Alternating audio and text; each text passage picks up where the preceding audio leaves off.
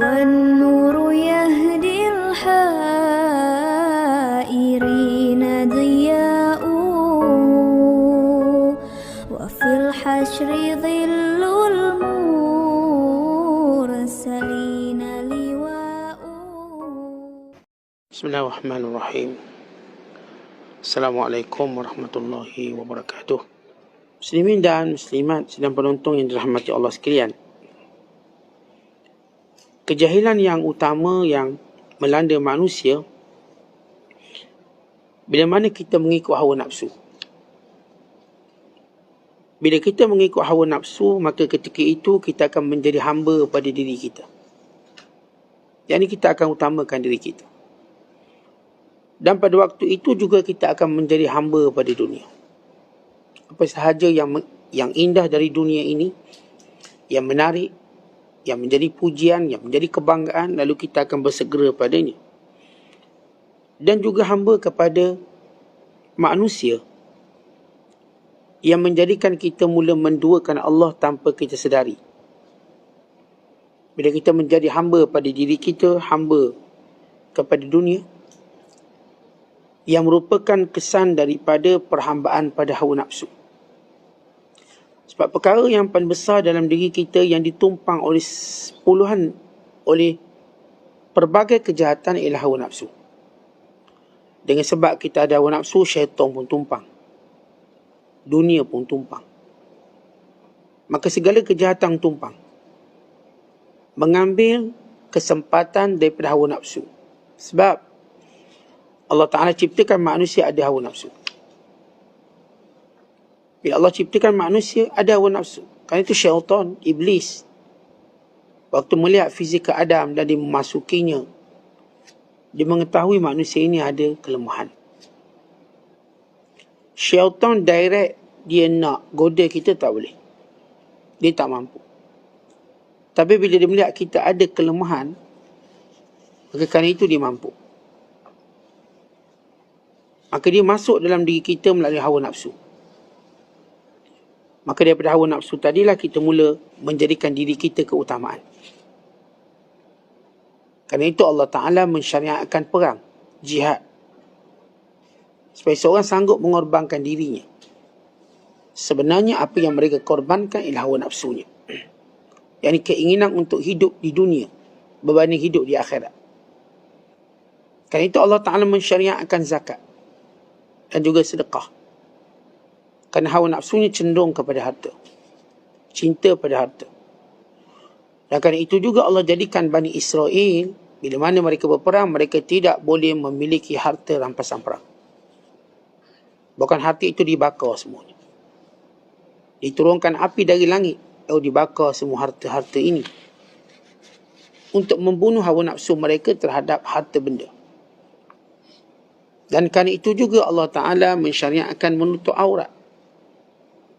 Bagi membunuh hawa nafsu yang berkait dengan keinginan manusia untuk bertalazzuz, berseronok secara haram.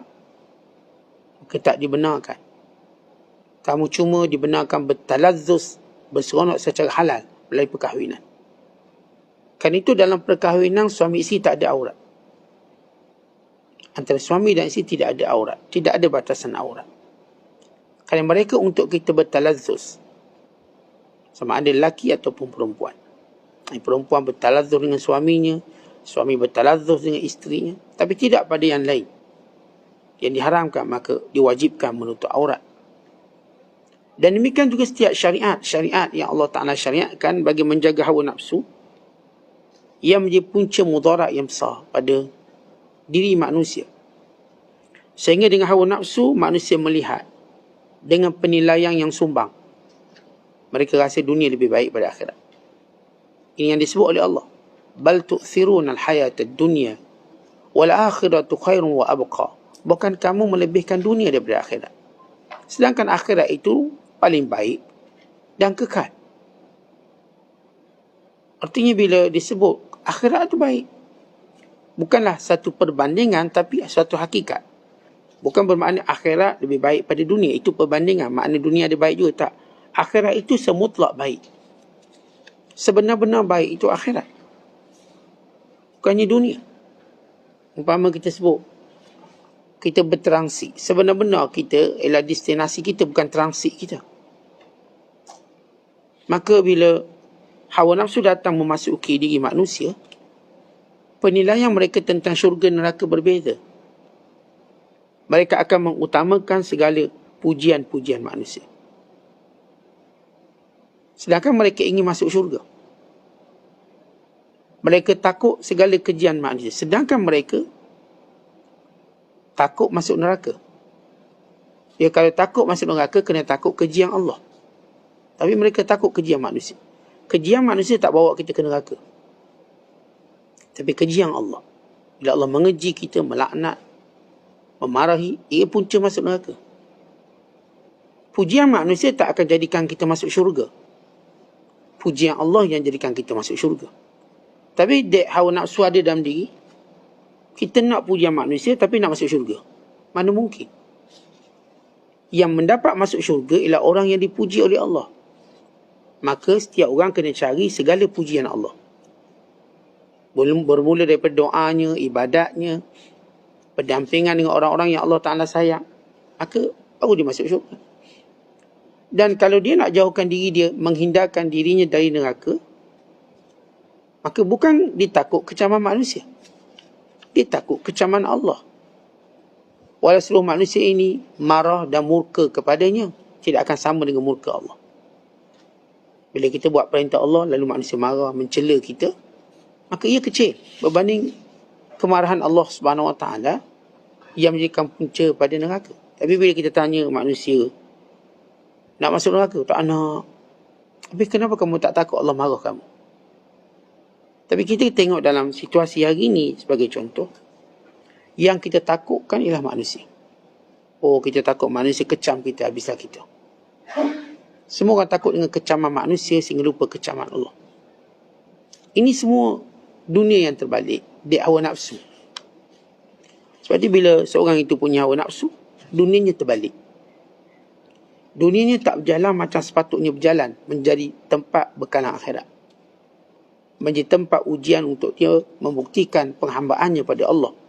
Tapi dia jadi yang terbalik. Lalu manusia dengan keadaan macam tu, Allah Ta'ala ubah mereka. Allah ubah keadaan kepahaman mereka, sehingga rosak kepahaman mereka terhadap agama Allah. Ingat, Allah ini boleh membolak-balikkan hati kita. Kalaupun kita hari ni bagus, kita ikut hawa nafsu, Allah boleh ubah kata tak bagus. Daripada kita dalam kemuliaan taat, Allah boleh pindahkan kita ke hinaan maksiat. Daripada kesucian hati, tapi Allah boleh pindahkan kita pada kekeruhan hati. Oleh sebab itu Syekh Abdul Qadir dalam apa yang beliau sebut di sini, bahaya syahwat atau bahaya nafsu yang menjadikan kita mula hilang pertimbangan sebenar. Dan nafsu yang ada dalam ibadat. Dalam ibadat pun ada nafsu, ya. Kita mula rasa mulia, kita rasa kebaikan yang kita buat ini kemampuan daripada kita. Kita akan berada pada posisi ini selamanya. Itu hawa nafsu. Hawa nafsu ini kerjanya menenangkan diri. Sedangkan iman mengajar kita keadaan kita sentiasa resah, hubungan kita dengan Allah, kita bimbang, sebaliknya berlaku. Bila seorang ada iman, maka dia mula bimbang bagaimana hubungan dengan Allah. Tapi nafsu akan cuba tenangkan, engkau baik-baik saja dengan Tuhan. Engkau okey. Engkau dah ahli syurga, engkau dah sekian, engkau dah sekian. Seorang yang beriman, dia sentiasa berfikir, macam mana kesudahan saya? Bagaimana kalau Allah Ta'ala ubah diri saya? Bagaimana kalau sekiranya begitu dan begini? Kebimbangan itu ada. Sebab itu doanya tak putus. Pengharamannya tak putus. Ibadatnya sentiasa bersungguh-sungguh. Baik, kalau kita lihat secara umum, walaupun Syekh Abdul Qadir tak menyebutnya secara khusus. Bila menyebut secara umum, kita nak sebut secara khusus.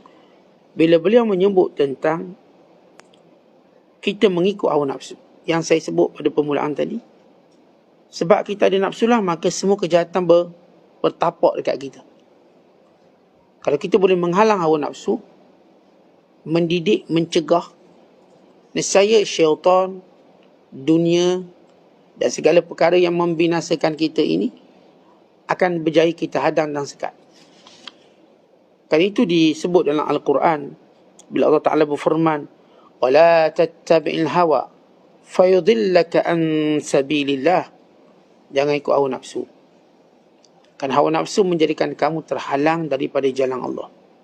Sebagaimana Allah Ta'ala sebut dalam surah Sad ayat 26. Dan Allah Ta'ala berfirman, وَلَا تُطِعْ مَنْ أَغْفَلْنَا قَلْبَهُ عَنْ ذِكْرِنَا وَاتَّبَعَ هَوَاهُ وَكَانَ أَمْرُهُ فُرُطًا.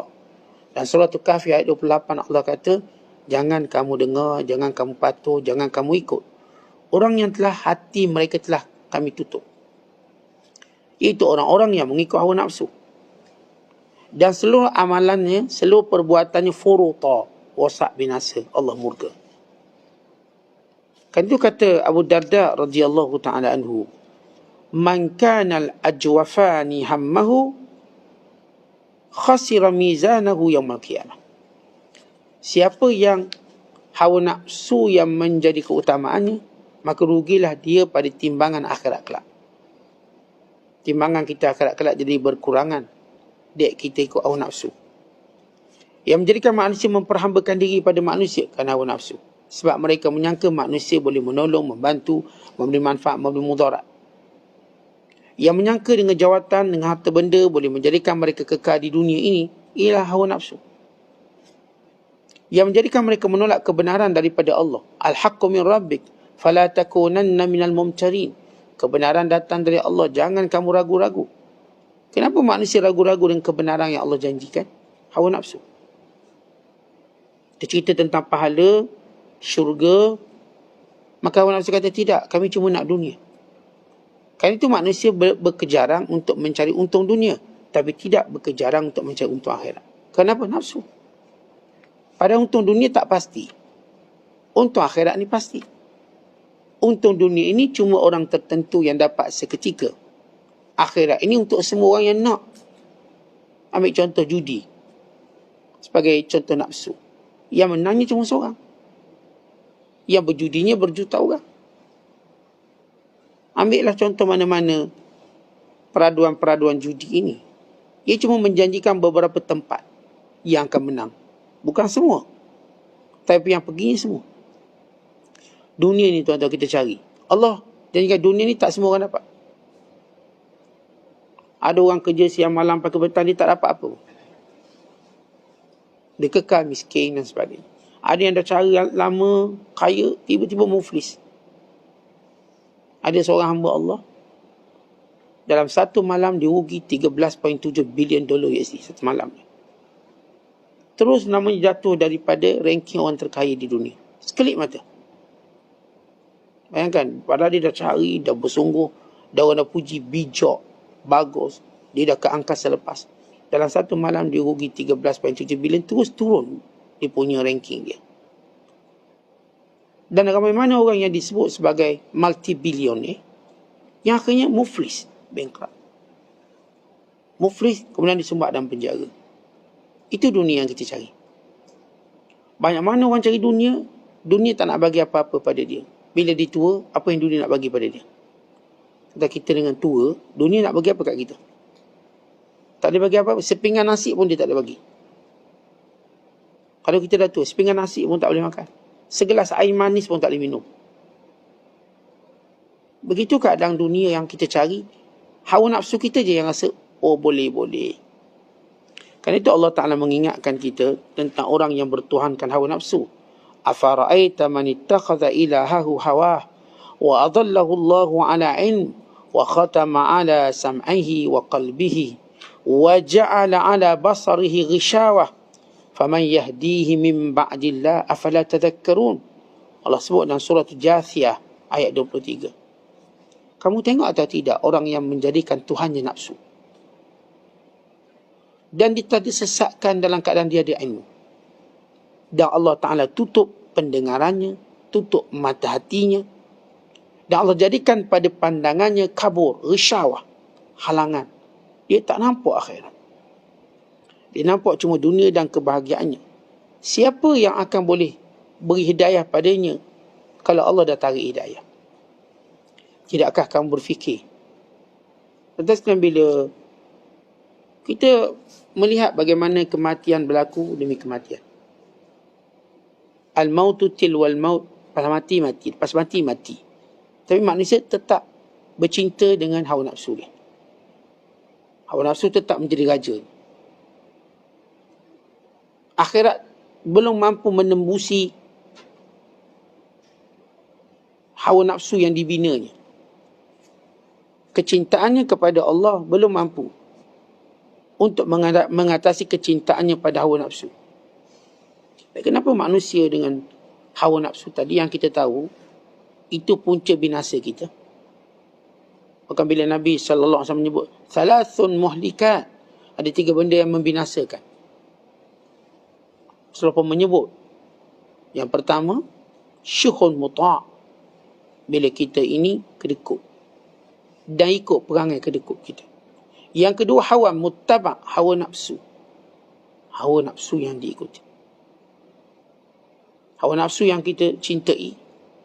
Dan yang ketiga ialah i'jabul mar'i bi nafsihi. Seorang terpesona dengan diri dia. Kita nak fokus pada hawa nafsu. Kalau tidak kerana hawa nafsu, Allah dah angkat kita tinggi. Tapi kita selalu ikut hawa nafsu. Allah Ta'ala sebut dalam Al-Quran, walau syi'na larafa'nahu biha walakinnahu akhlada ilal ard wattaba'a hawah famathaluhu kamasalil kalb in tahmil alaihi yalhath atau tatrukhu yalhath. Kalau kami kehendaki, kami angkat dia pada kedudukan yang mulia, tetapi dia lebih cenderung untuk hidup di bumi dan mengikut hawa nafsu. Maka bila dia ikut hawa nafsu, kata Allah, famathaluhu kamasalil kalb, bandingannya seperti anjing. In tahmil alaihi yalhath, kalau kamu beri padanya, dia akan menjelai lidahnya. Kalau kamu biarkan, dia juga akan jelai lidahnya. Atau bila kita sebut sifat anjing, jelai lidah. Jelai lidah ni tak ada orang suka. Kalau tuan-tuan jumpa seorang, dia pun jelai lidah kat kita, kita suka dia. Kita tak suka, hina dia. Anjing waktu mana nampak hina dia? Waktu dia menjelai lidah. Allah beri perbandingan. Daraballahu mathalan, Allah beri satu perbandingan. Orang yang ikut hawa nafsu ni macam anjing yang menjelai. Beri tak cukup, tak beri pun tak cukup. In tahmil alaihi yalhath atau tatrukhu yalhath. Kalau sekiranya kita beri pada dia, dia menjelai. Tak bagi pun dia menjelir. Jadi kalau kita tahu nafsu kita, tuan-tuan berilah segala dia nak, dia menjelir juga.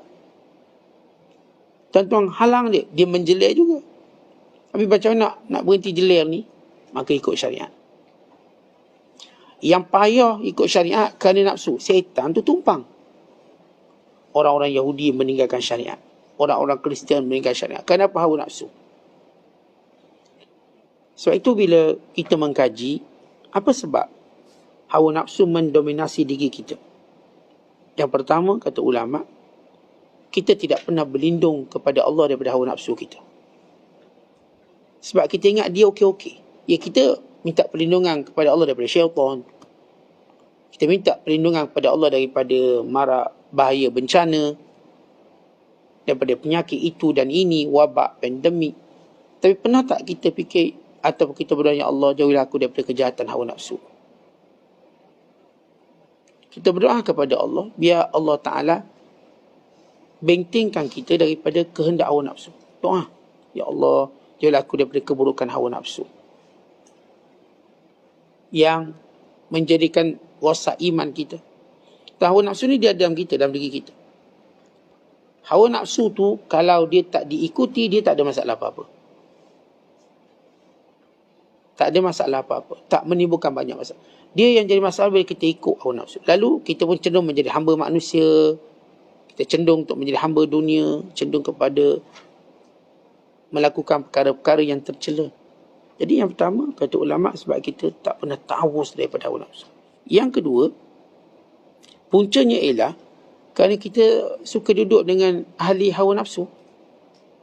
Duduk dengan orang yang membicarakan tentang semua perkara nafsu, bukan perkara agama. Mujalah satu ahli ahwa. Duduk dengan mereka. Kata ulama, Kalau kamu duduk dengan mereka, cepat atau lambat kamu akan ikut mereka. Cepat atau lambat, ikut. Akhirnya keinginan kita untuk dunia melebihi pada akhirat. Nak sangat dunia.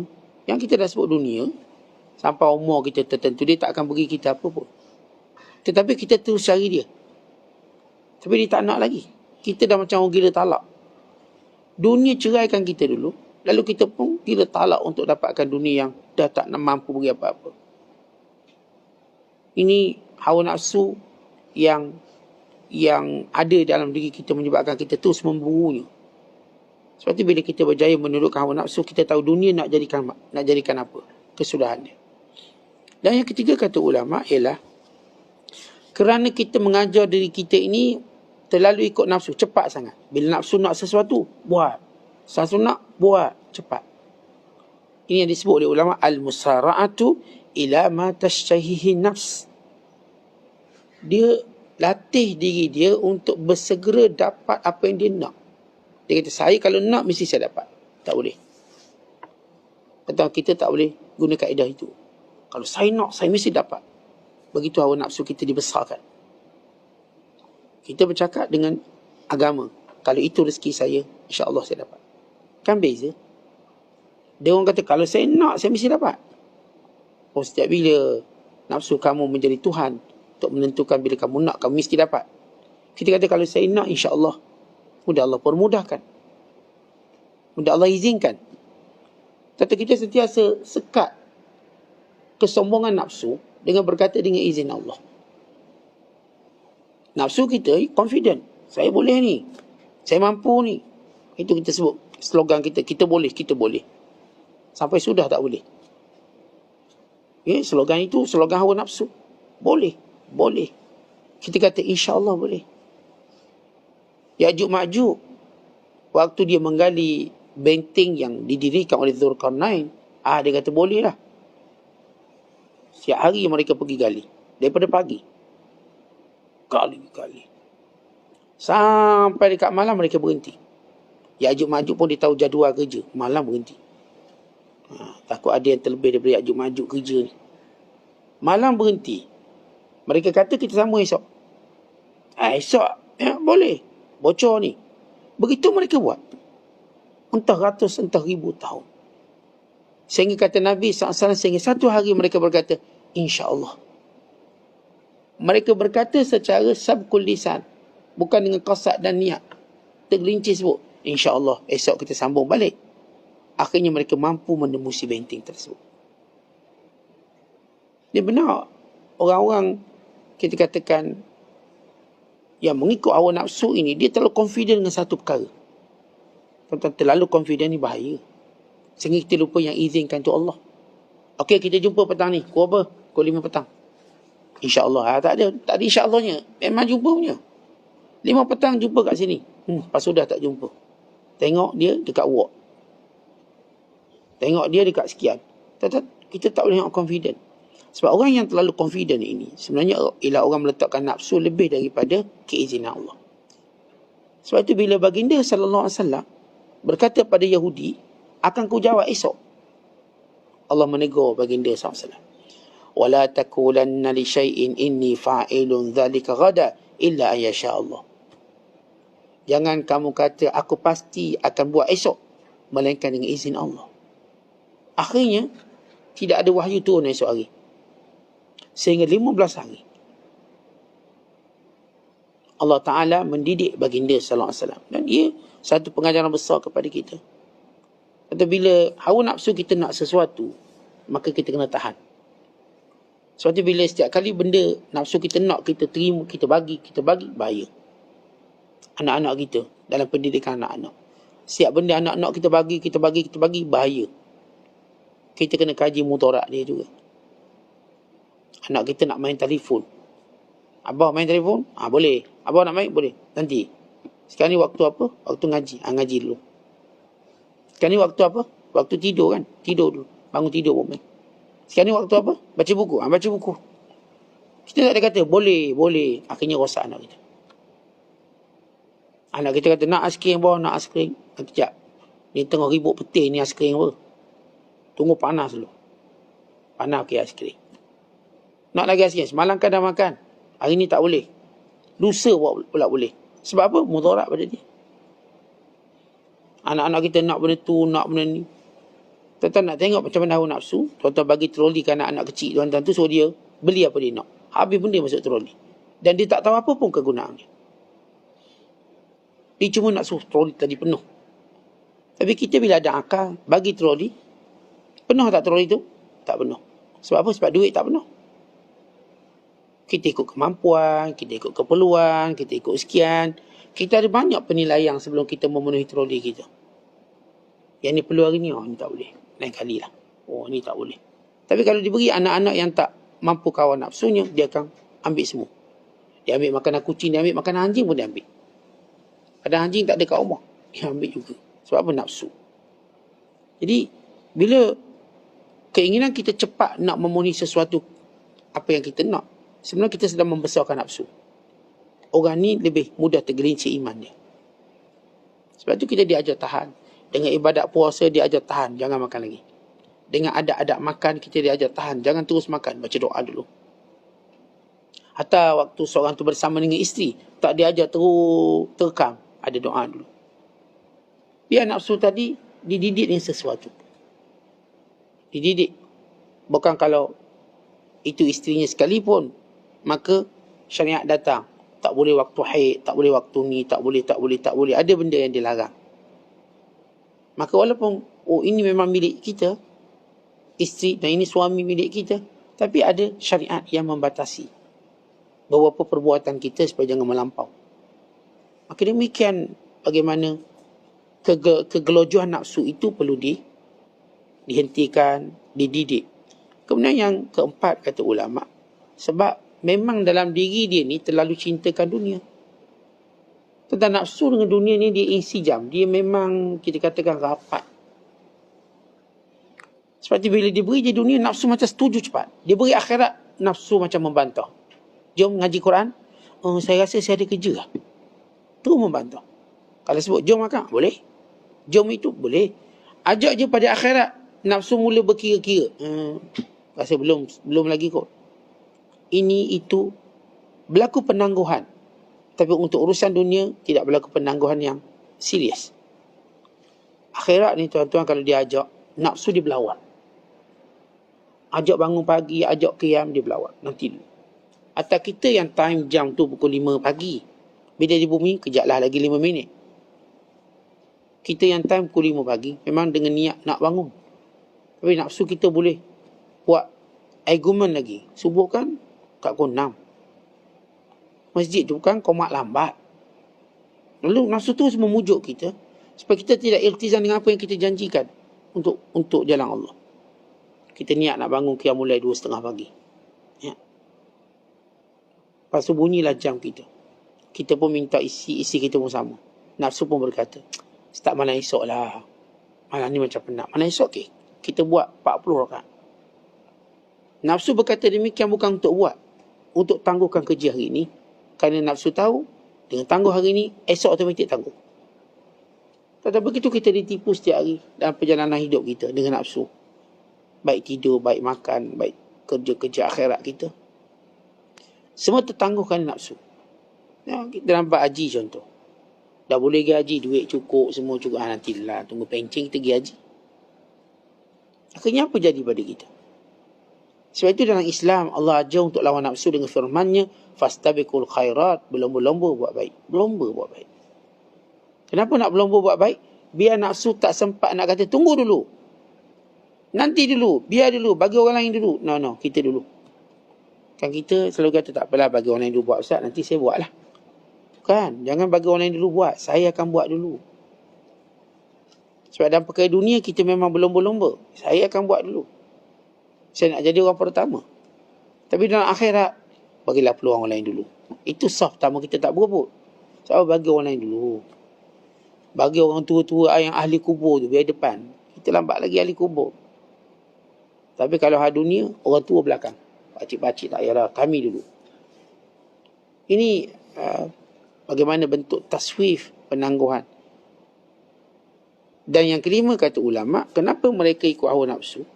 Sebab al-jahlu bi'awaqib ittiba'il hawa. kita ni tak tahu kesan ikut hawa nafsu. Setiap kali manusia mengikut hawa nafsu, kesannya cukup besar. Bukan sekadar mensyirikkan Allah, menduakan Allah, melanggar seluruh perintah Allah SWT, memusuhi orang baik, orang soleh. Bukan Al-Quran tidak lagi beri manfaat kepada kita. Dia ikut nafsu tadi. Ceramah, tazkirah langsung tidak akan melembutkan hati kita. Akhirnya hati kita membatu, membeku. Tiada manfaat yang boleh sampai ke hati kita. Tiada yang boleh mencairkan, tiada yang boleh melembutkan. Seperti batu lama dalam hati kita. Dah tak boleh buat apa-apa. Maka orang ni rugi akhirat kelak. Berarti bila Syekh menyebut tentang orang jahil. Jahil kerana tak tahu akibat hawa nafsu. Yang kita dah sebut hawa nafsu ini, punca segala kejahatan akan bertandang dalam diri kita. Sebab itu selalu orang sebut, jangan ikut hawa nafsu. Jangan ikut hawa nafsu. Dan Sayyidina Ali kata, ada dua benda yang paling aku takuti. Yang pertama, tulul amal. Yang kedua, ittiba'ul hawa. Panjang angan, yang kedua ikut hawa nafsu. Ada pun panjang angan, rasa macam boleh hidup lagi. Fayunsil akhirah. Dia pun lupa akhirat. Ada pun ikut hawa nafsu, maka dia akan menjadikan dia tak boleh terima kebenaran. Sebab itu para ulama menggariskan tentang kesan kita ikut hawa nafsu. Syekh Abdul Qadir menyebut di sini bagaimana bila seorang ikut hawa nafsu, Allah boleh pindahkan dia daripada okey pada tak okey.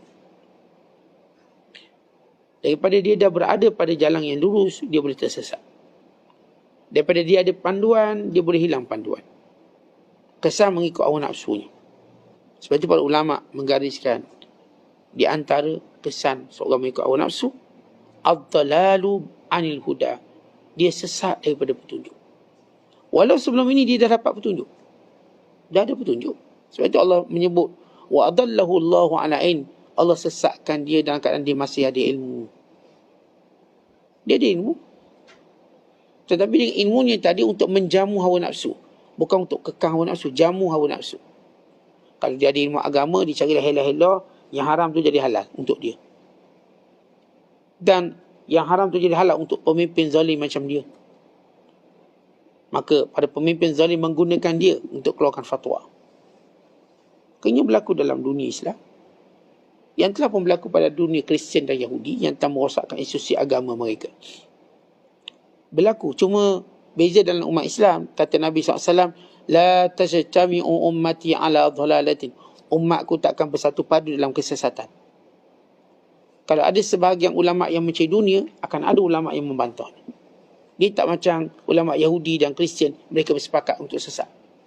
Sepakat untuk ubah Taurat, ubah Injil.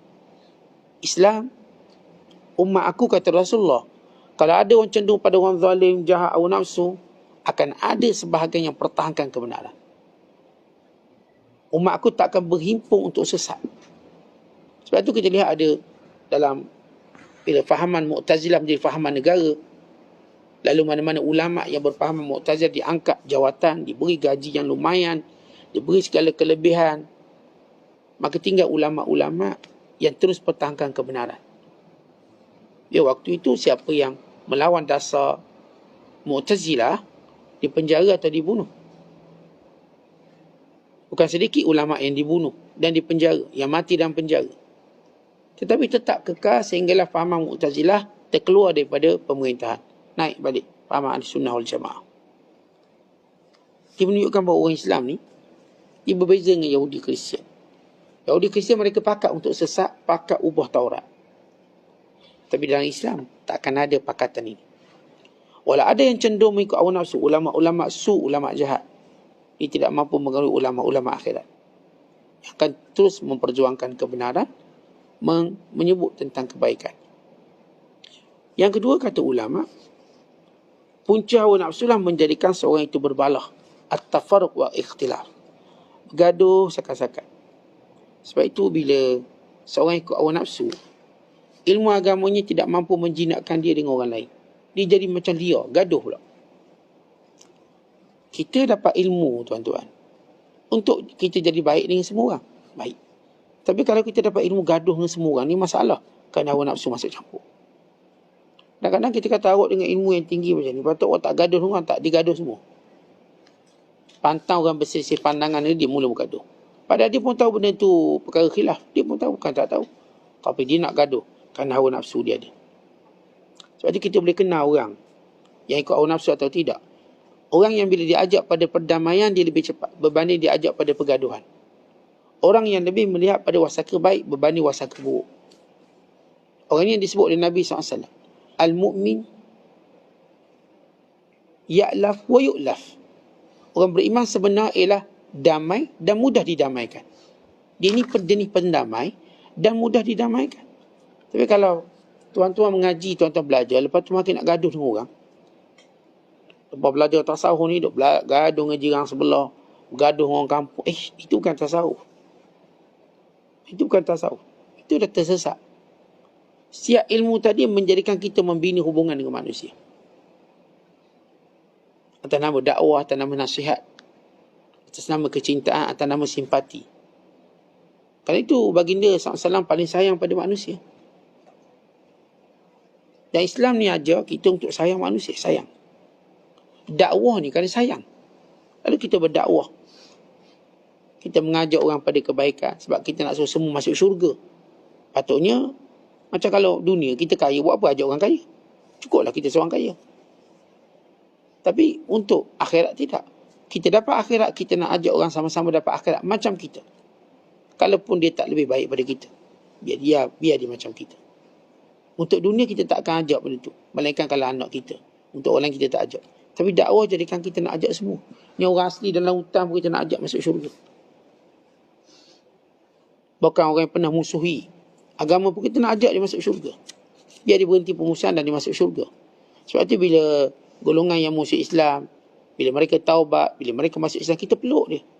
Seolah dia tak pernah buat jahat. Ya, kerana kita cinta. Sebab itu bila seorang mengikut hawa nafsu, dia akan cepat berbalah. Dan yang ketiga, bahawa dia tak akan mengeluarkan idea yang baik. Fasadur ra'yi, tak akan ada pandangan yang baik. Kalau dia keluar idea, mesti idea yang rosak. Dia idea orang ada hawa nafsu. Bila kita ikut hawa nafsu, idea kita pun tak secerdik yang dijangkakan. Bukan dia membawa kerosakan. Bukan dengan sebab mengikut hawa nafsu, hilangnya akal dan hilangnya ilmu. Orang ikut hawa nafsu, tuan-tuan, ilmu hilang, akal pun hilang. Ilmu hilang apa dia? Keberkatannya. Kemudian orang-orang yang mengikut hawa nafsu, apa kesan dia? Dia tak akan mendapat manfaat daripada Al-Quran. Al-Quran ni Allah kata hudan lil muttaqin, petunjuk pada orang bertakwa. Antara sifat orang bertakwa tak ikut hawa nafsu. Tapi kalau orang tu ikut hawa nafsu, maka apa jadi pada dia? Quran tidak dapat, dia tak mendapat manfaat daripada Quran. Kalau kita tak dapat manfaat daripada Quran, bacaannya, tadabbur dan maknanya, bererti kita ni ikut hawa nafsu. Sejauh mana kita mendapat kebaikan daripada Al-Quran yang kita baca dan kita dengar. Hukum yang kita diajar. Kalau kita memang dapat manfaat, berarti kita ni orang yang tidak ikut hawa nafsu. Alhamdulillah dengan ayat riba, pengharaman riba, kita jauhi riba. Ayat-ayat yang mencegah kita makan harta orang lain secara batil, rasuah dan sebagainya, maka telah mendidik kita. Berarti kita tak ikut hawa nafsu. Ayat-ayat tentang hukum hakam, halal dan haram, kita patuh. Baik dalam bab makanan atau dalam bab ekonomi dan sebagainya. Itu tanda kita tak ikut hawa nafsu. Tapi kalau semua perbuatan kita bercanggah dengan Quran, berarti hawa nafsu kita yang telah merosakkannya. Sebab itu orang ikut hawa nafsu, dia tak akan dapat manfaat daripada Al-Quran. Dan tidak juga daripada peringatan, ceramah, kuliah. Tak ada. Tuan-tuan, bila tuan-tuan dengar kuliah, dapat manfaat atau tidak? Dapat. Maknanya tuan-tuan dah tundukkan hawa nafsu. Tak dapat apa-apa, berarti hawa nafsu memang tebal lagi. Sebab hawa nafsu ditundukkan dengan nasihat. Hawa nafsu ni dia menjadikan kita rasa kita bijak. Bila bijak tu tak nak dengar nasihat orang. Saya dah bijak. Kali tu kita tak cenderung nak belajar. Tak adalah nak dengar kuliah maghrib ke, nak dengar kuliah subuh ke, tak ada. Sebab apa? Saya dah pandai lah. Dulu-dulu saya dah belajar lah. Bila dulu, Tok Guru saya pun dah mati 20 tahun dulu. Kita ini orang ikut hawa nafsu sebenarnya. Kerana kalau dia tak ikut hawa nafsu, bahawa dia perlukan ilmu setiap hari sebagaimana dia perlukan makanan setiap hari. Dia perlukan orang nasihat dia setiap hari sebagaimana dia perlukan duit dia setiap hari. Tetap setiap hari kita nak biar ada duit. Kita berniaga nak duit. Demikian setiap hari kita perlukan nasihat. Sebab nasihat itulah makanan rohani kita dan benteng pada hawa nafsu. Orang yang menutup pintu nasihat, berarti dia membiarkan hawa nafsunya membesar dalam diri dia. Dan ini sebahagian kesalahan. Kita tak sebut semua, sebahagian. Kerana itu bila Syekh Abdul Qadir menyebut, bila kita menjadi hamba diri, hamba dunia, hamba pada nafsu kita, maka habis kita, rosak. Sehingga nafsu ini masuk dalam ibadat kita. Lalu kita dengan ibadat rasa macam dah selesa, okeylah tu saya dah pilihan Allah. Akhirnya ibadat kita tak bergerak jauh. Setakat tu. Sebab kita tak rasa kita tak bimbang bahawa mungkin Allah akan ubah kedudukan kita. Jadi, gagal kita berdoa, minta perlindungan pada Allah daripada kejahatan hawa nafsu, boleh menjadikan hawa nafsu ini menguasai diri kita. Ingat, hawa nafsu dimasukkan diri ulama' pun dibinasakan ulama'. Sementara orang macam kita. Orang berilmu, nafsu ni masuk, dia akan rosakkan orang berilmu. Apatah lagi kita tuan-tuan yang tak berapa cukup ilmu. Akhirnya kerana kita ikut nafsu, sehingga Allah mencela dengan berkata, tidakkah engkau melihat orang yang menjadikan hawa nafsu Tuhan? Ini siapa peringkat jadi Tuhan? Ya. Tuhan dia ialah hawa nafsu, bukan Allah. Oh, kalau siapa peringkat Tuhan yang hawa nafsu, bayangkan kebinasaannya pada hari akhirat kelak. Bayangkan, ya kita cuma dengar kata Fir'aun berkata, aku Tuhanmu. Kita lupa sebenarnya kita telah mempertuhankan hawa nafsu kita dalam banyak perkara. Sebab itu tuan-tuan perhatikan hawa nafsu, biar ditunduk pada syariat. Sebagaimana sabda Nabi SAW, la yu'minu ahadukum hatta yakuna hawahu taba'an lima ji'tu bihi. Tidak akan beriman seseorang sehingga hawa nafsunya tunduk dengan apa yang aku bawa. Dan Allah Ta'ala sebut dalam Al-Quran, wa amma man khafa maqama rabbih wa nahan nafsa 'anil hawa fa innal jannata hiyal ma'wa. Adapun orang yang menahan dirinya daripada mengikut hawa nafsu, maka Allah Ta'ala akan tempatkannya di syurga, kedudukan yang mulia. Wa amma man khafa maqama rabbi wa nahan nafsa 'anil hawa fa innal jannata hiyal ma'wa. Syurga tempat kembali. Dan surah Mutaffifin ayat 40 hingga 41. Artinya orang yang berjaya menyuburkan rasa takut pada Allah, kemudian tahan hawa nafsunya, maka tempatnya di syurga. Jadi jangan biarkan hawa nafsu merosakkan iman kita, merosakkan kelazatan, ketaatan kita pada Allah.